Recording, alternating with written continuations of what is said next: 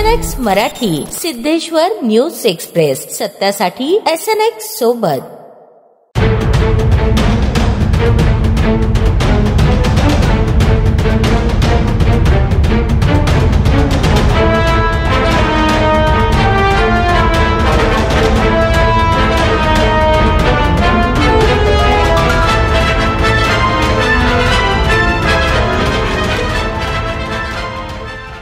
सध्या सोलापूर शहरात अशोक चौक, नीलमनगर, माधवनगर, अक्कलकोट रोड, शांती चौक, गांधीनगर, जुना बिडी घरकुल रोड अशा भागात शहरात खड्डेच खड्डे दिसून येत आहेत।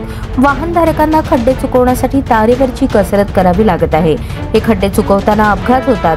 गुरुवार दिनांक 30 सप्टेंबर रोजी शांती चौक पाण्याच्या टाकीजवळ सिमेंट टँकर अशा प्रकारचे खड्डे चुकवताना टू व्हीलरवरून जाणाऱ्या वाहनधारकाला धडक झाल्याने यात एका महिलेचा जीव गेला। या खड्ड्याबाबत महानगरपालिका पूर्णपणे दुर्लक्ष आणि उदासीन असल्याचे नागरिकांमधून चर्चा होत आहे।